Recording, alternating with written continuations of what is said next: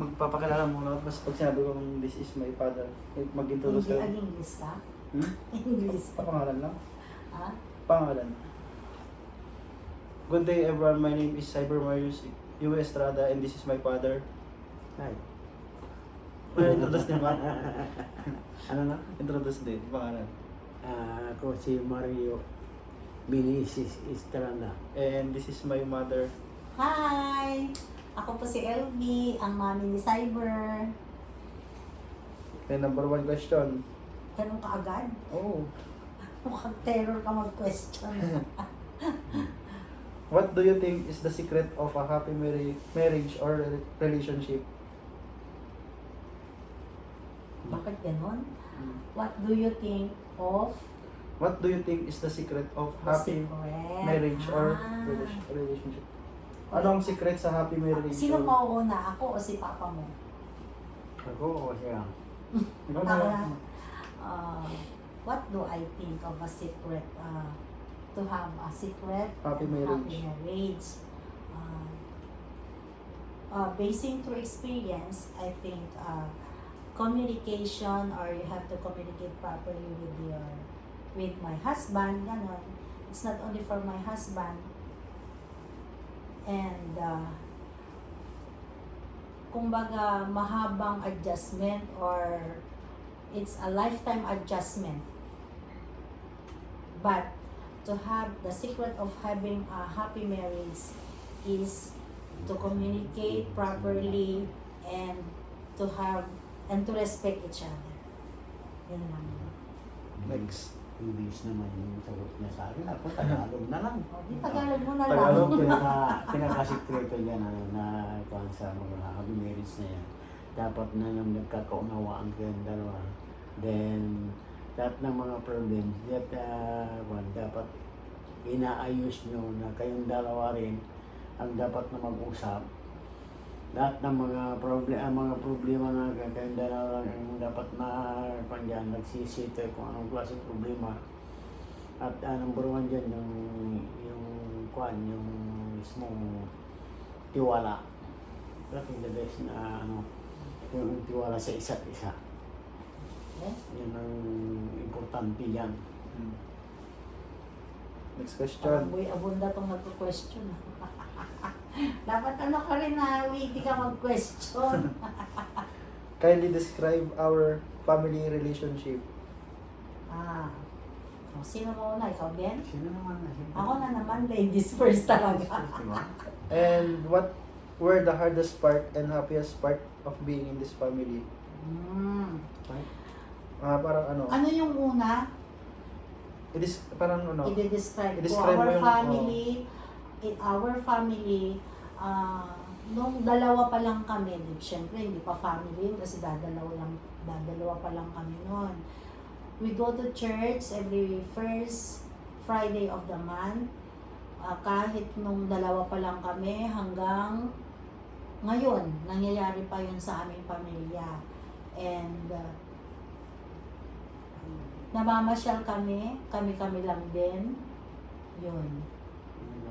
Yun ang pinakasikreto ng aming pamilya. At we talk to our children privately po. Hindi siya yung pinapagalitan in front of others.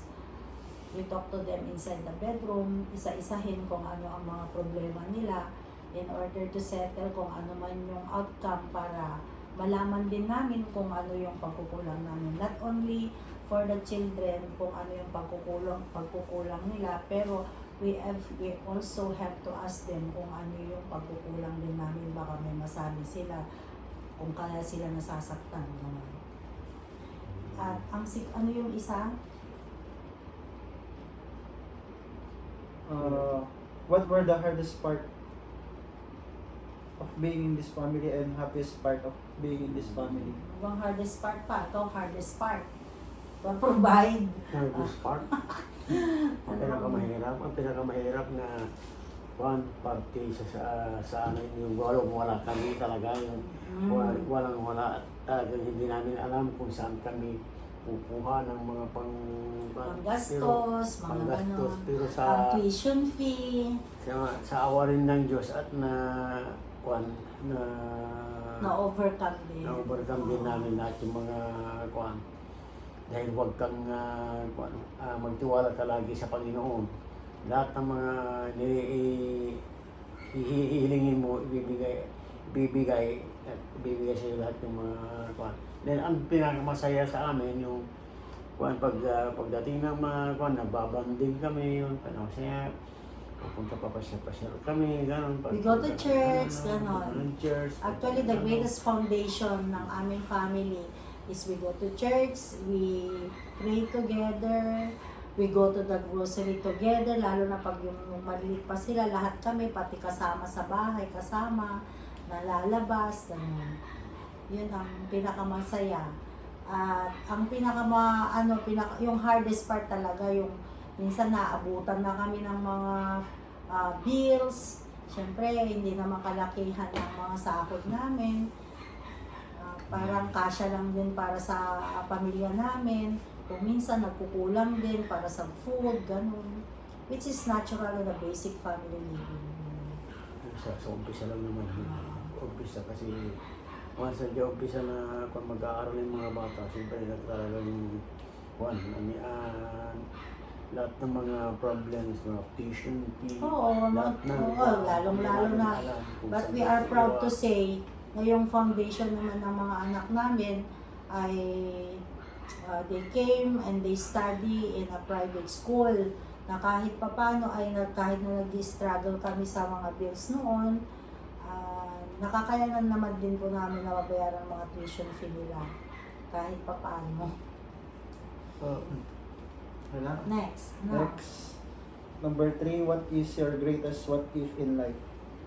Greatest what if? Ano yung pinaka gusto mong plano mong gawin na sana ginawa mo pero hindi mo nagawa?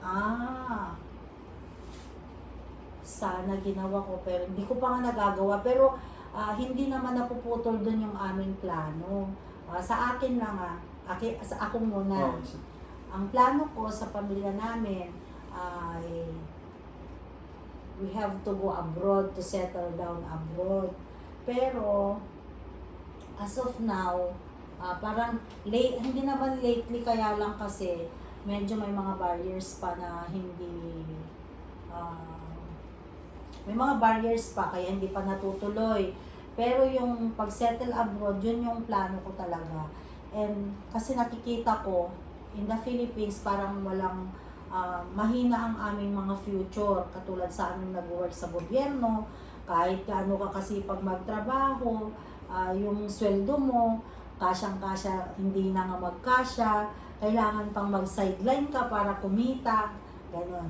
So, naisip-isip ko na kahit na ganitong magpi-53 na ako, mayroon pa akong guts na gustong magtrabaho abroad for them para mag-start, na para mahila ko sila papalabas ng bansa.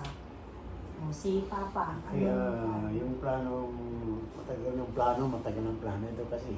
Kaya yung mamasyal sa abroad, yung sabay-sabay tayo. Sabay kami, gano'n, pero sa ngayon kasi, hanggang ngayon wala pang kuan kasi medyo nabibitin pa sa mga kuan, yung paggastusin sa mga kuryente ng sa kuryente, bilang kuryente, and then pinaka-dawis na plano namin na yung matapos itong bahay na number 1 na titirhan namin kung sakali. Then after that, yung mamasyal sa abroad, o pasyal, gano'n na para may pasyal namin hanggat malakas pa yung tao at hindi pa umabot ng 100 years. 100 years.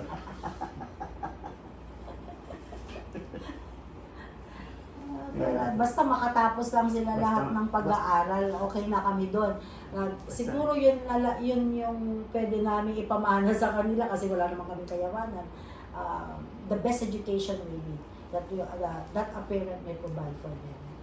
Yung second, makita na namin. Gusto namin makita ng mga apo sa kanila. Gusto na ito magkamulit apo mo. Sige. Kasi they are four. We have 4 children, 3 lalaki at saka 1 babae. So, yung panganay kasi, may work din pero not that much ang kanyang salary. Wala pa naman siyang, single pa naman siya. Tapos yung pangalawa, a policeman, single pa din naman. Tapos pangatlo ang aking gwapong binata, syempre. Soon to be a policeman also. Soon to be a policeman siguro din. I hope so. Tsaka If God permit pang-apat na ko, may pasa niya lahat. Yung So, we are very much awaited to have a baby soon sa kanila. Para naman makita din namin, syempre tumatanda na rin kami. Doon naman talaga ang lahat ng pupuntahan. At sana nga, I hope one of these days or one of maybe next year will settle down. At well, it's nice to see them. Para habang mga bata-bata pa kami, ang putin-putin buhok. Makikita na din namin. Yan lang yon. Next na? Marami yan. Lima lang. Ay, Number 4. number What? four. What was your greatest sacrifice to our family? Syempre, education. ang dami. Marami. Hindi lang Sakripisyo. we sacrifice, lalong-lalo na sa aming dalawa. Kasi we are both working. We work nung mga maliliit pa ito, they were with their yaya. Yun. Hindi, being a mother, a working mom, I didn't give the full attention with my kids. Kaya ako sila in-enroll sa private school. Kaya namin sila in-enroll sa private school kasi sa private school, pag nandun na sila sa school, hindi na sila makakalabas or there are some, may mga nagbabantay na sa kanila doon. So, yung pagiging full-time mother ko, hindi ko naibigay yung attention sa kanila. Kaya, kahit hanggang ngayon, malalaki na, hindi ko pa rin nabibigay yung full attention kasi working talaga ako. At workaholic talaga. But I work for them, not only for my own good, but for them naman. Yun lang. Sincere sacrifice para sa akin, marami. Kasi nung pumunta ko ng mag-training for almost 6 months sa Fort Bonifacio, naiwan ang mga pamilya rito. Sila ang misis ko ang palaging kukuha sa kanila, nagbabantay kasi nandun ako sa then mayroon pa yung 45 days na walang uwian. So, ang ginagawa ng misis ko, parang magpapasyal na, dadalhin niya lalo na itong pangatlo dahil pag hindi niya kumakita, nagkakasakit. Hindi, oo, totoo yan. Kasi first time namin na Then pagkatapos, bagong labas to sa nasa Philippines. serbisyo pa kayo then, natapos tapos yung training ko, nasa niya naman ako sa ibang mga station, kung saan station. Doon na naman yung sacrifice naman kung minsan, lalo na pag piyesta sa isang bayan, ay yung kung saan ka naka-assign, hindi ka rin makakauwi dahil you have to sacrifice yourself para ma-maintain mo yung peace and order sa kwan. Kaya ang nangyayari, kung minsan, hindi ako nakakauwi. Yan ang pinaka-sakripisyo na number 1 na kwan. Kaya ang sa ngayon, medyo nakapag-retire na ako. Ngayon, medyo nababantayan na sila. Medyo Namabantayan sila. nababantayan na sila kung saan sila, Ano ba? Last question. Last question. Ang Tito Boy, Kabunda. What lessons can you impart to me when I will have my own family? Uy. Anong lesson ang mabibigay mo sa akin kapag meron na akong sariling pamilya? Try to respect each other. Katulad yung pagrespeto namin sa inyo bilang anak. Di ba? Hindi namin kayo pinapahiya sa mga kaklase nyo. Pag may problema kayo isa-isa, kinakausap namin kayo sa loob ng kwarto.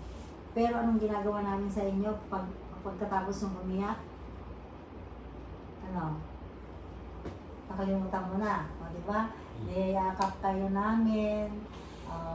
Kasi nauuna kaming umiiyak pag pinagsasabihan namin sila, hindi lang namin pinapakita.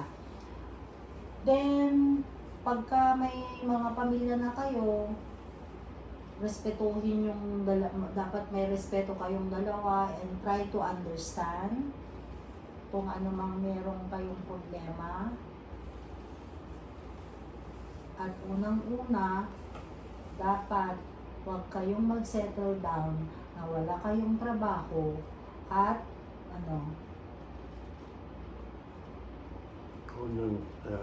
unang-una na kung na yung talagang lesson na bibigay namin sa inyo.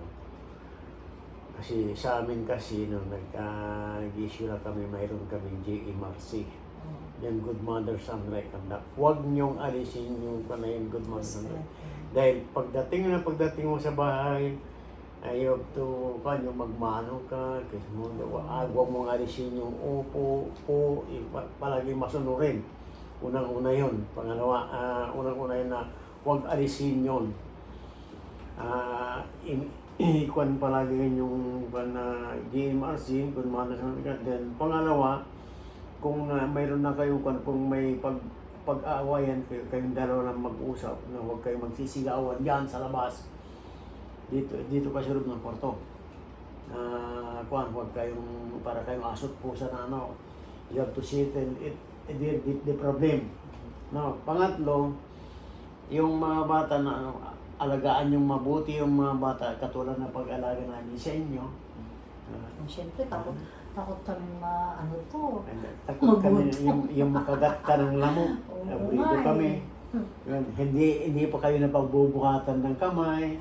Diba? Hindi Hindi namin kayo sila napapalo. sinusuntok, hindi lang pumapalo.